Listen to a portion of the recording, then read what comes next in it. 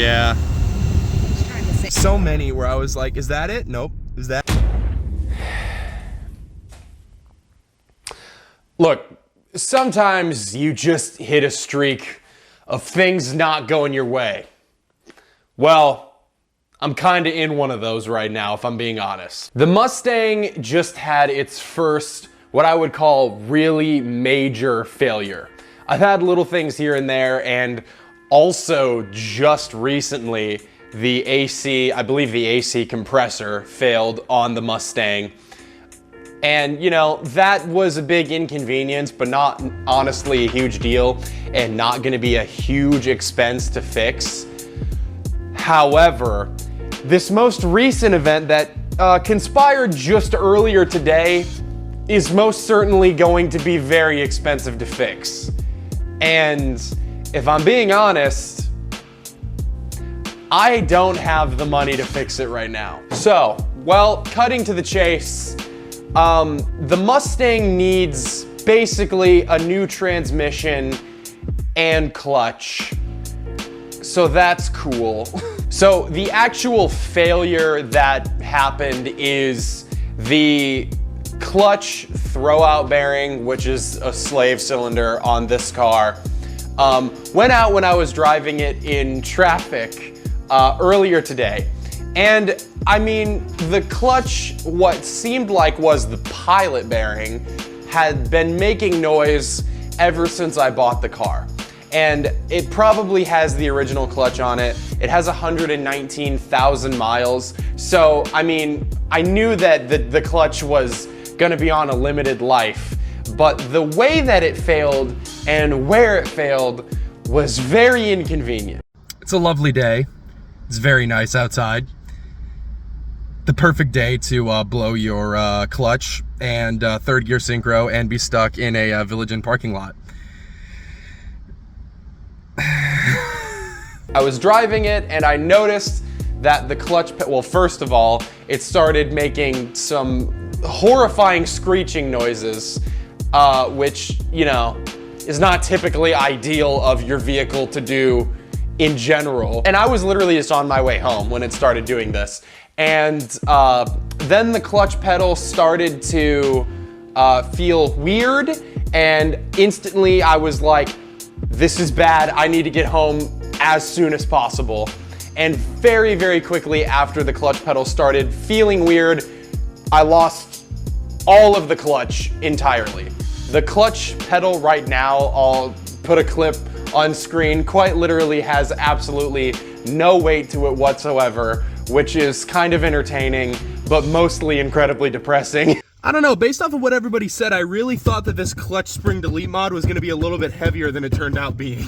So clearly the slave cylinder on the clutch just blew. I don't see any fluid dripping out of the transmission or anything, so I don't know exactly how it failed, but clearly since all weight in the clutch pedal went, that's probably the part that failed. It's what makes the most sense. And I then was stuck about 15 minutes-ish away from home with no clutch and in traffic.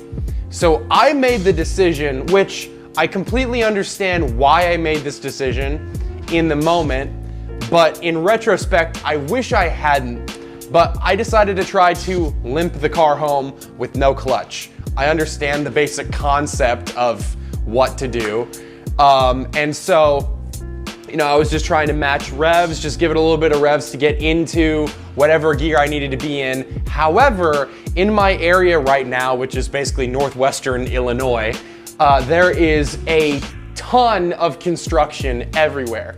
And there was some new construction that I hadn't seen yet on the route that I thought was probably the best choice to get home without issue. Well, something I didn't know was there was basically a spot where you had to merge, and it goes from, I think, 4 lanes down to 3 lanes, which is normal, and then those 3 lanes go down to 1. And so as you can imagine, because nobody knows how to actually do the zipper effect, traffic came to a complete stop. I had come to a complete stop before and managed to fight it into second gear, I think, to get the car moving with some revs and some shoving the shifter. And so I didn't initially think it was gonna be a huge issue. I was just barely rolling, and so third gear was the gear that was typically the easiest to get it into as a whole. So I tried to get it into third gear. It was fighting me, couldn't get it in, and then it started going every time I tried to put it in third gear. So what I did was destroy the synchro for third gear when trying to limp the car home. So that was a big mistake on my part. A big part of me wants to be mad at myself for the fact that another massive cost, which is now a transmission rebuild or a transmission replacement, but a rebuild is probably gonna be more inexpensive on this. Especially because I don't think the actual gear sets need replaced necessarily. As much as I want to be upset at myself for having inflicted that upon the car, I completely understand why in the moment I tried to do what I did, so I can't really be that upset at myself. Of course, in retrospect, if I had known for certain that I was just gonna have to call a tow truck anyway, I would have just called the tow truck as soon as the clutch went out instead of trying to make it home. But here we are. And to be fair, this is an MT82 with, I'm assuming, the stock clutch on it, stock shifter, and who knows? It's very possible that the third gear synchro might have gone out at some point in the future anyway. You know, I've had lots of issues more recently with the clutch seeming to get more worn in recent months with third gear lockout. And you know, when that happens, you basically put a ton of pressure on the synchros and they don't actually let it into third gear. So possible the synchros were just weak anyway, so who knows? That could have been an issue in the future, but regardless, it is an issue now. So fortunately, I do have roadside assistance on my insurance plan, so at least I didn't have to pay for the tow truck home. By the time that the clutch went out entirely, I was probably 10 minutes from my house or something like that. I made it a decent ways, about a third of the way back with no clutch. So, you know, had there not been that huge traffic bottleneck, might I have made it all the way home? I don't know. Might I have destroyed the third gear synchro anyway? I don't know. Honestly, at this point, it really doesn't matter. But you can probably tell, I am so bummed about this. And there's multiple reasons why. First of all, like I said, if I'm being honest, I really can't afford to do this right now. So this car is effectively gonna be a paperweight for probably quite some time. And that sucks because I really like this car and I enjoy driving it, and we're still pretty much in the middle of summer at this point, maybe towards the end, but regardless, there's plenty of the year left for driving, and well, it's not gonna drive right now. But in addition, so many annoying things have happened recently. I had an issue with the tires on my wife's car, and I had to buy tires for it right before we went on a trip recently that I had been saving for. That took some of the money away from what was supposed to go towards the trip. Whatever, the trip was still fun. I'm glad we got to go on that. Just before that happened, the AC went on in the Mustang. I talked about that. My Dakota has several random things happening right now. It's nothing crazy or anything that should be a huge deal, but a few $100s worth of parts I need to buy for that. The wheel bearing is going out on my wife's car, or my car, whatever, the Focus. That's a part that I need to buy. I now need to spend probably, I don't know, let's say conservatively $3,000 to replace the clutch, the flywheel, the slave cylinder, the pilot bearing, other things that it needs anyway. If I'm doing that, I'm definitely doing a new shifter at the same time. It's gonna be easier to install when the trans is out of the car. And I don't know what I'm gonna do.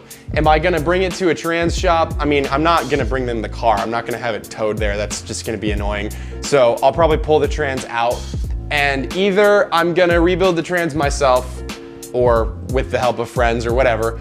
Or I'm going to bring the transmission to a shop and have them rebuild it, depending on what sort of price range everything ends up falling into. But what's really unfortunate about this is that I went to my first test and tune that I've gone to with my own car. I went to a few different test and tunes with my friend Bobby, who you have seen on the channel, or most of you probably haven't. Years ago, I did some videos with him on the channel. He's one of my good friends, and I had not been to a test and tune night since then. Never been to one with my own car. Went to my first one. My best time that I ran was like a 13:34, and I absolutely blew the tires off of the car all the way through second and had just a really bad 60 foot. So had I figured out the launch on the car, which to be fair, track prep was basically non-existent that night, which it's a test and tune, so no one's surprised. With some better tires or just, you know, a wheelbarrow full of driver mod, this car absolutely has 12s in it. It probably has low 12s in it with better tires. And it was super fun. I didn't film, I just wanted to experience it. And I was supposed to go back to the track about a week from now. And I was going to film that. I was gonna do a video on that. And well, here we are. I mean, the car, you can't see it, but the car still has the numbers from the test and tune night. It was super fun. I went with some friends who invited me, and I knew this was gonna happen. I absolutely got bit by the bug. I was super excited to get some parts for the car. One of the ones I thought of immediately was the clutch and shifter, especially because I was having some lockout issues. But now that I have to also get a transmission or pay for the transmission to be rebuilt, that really puts a damper on things. Sometimes things just don't go your way, and sometimes they just don't go your way for an extended period of time. I seem to be in one of those extended period of times. I mean, with car things, I have car things to do on all of my vehicles that all cost money and will all be annoying, but ultimately, I still love the cars, and I still have so much to be thankful for. So I'm not taking that away at all, because ultimately, this could have been worse in some ways. I was safe. I pushed the car out of the road and into a parking lot by myself, but then encountered a slope in the parking lot. I couldn't push the car up by myself, so a couple random people at a nearby house that saw me came and helped me push it, so you know, I'm thankful for that. Ultimately, oh well, this is super frustrating and annoying and sad, but we'll fix it in the future. I just don't know when it's gonna be. And I think that's kind of the main reason that I even made this video in this way, which is I have a lot of ideas that I've been trying to, you know, formulate for future content for the channel. Obviously, I have not been uploading nearly as much as I had been, but I had half of a video filmed with my friend Aiden too, where we were collaborating on some content. Definitely check out Aiden's channel. It's Cruisin'. I'll link him down below. He has been absolutely killing it for just starting his channel. Definitely check him out if you like my content. He's a really good guy. We were halfway filmed, but this car needs to be running and driving for us to finish doing that video.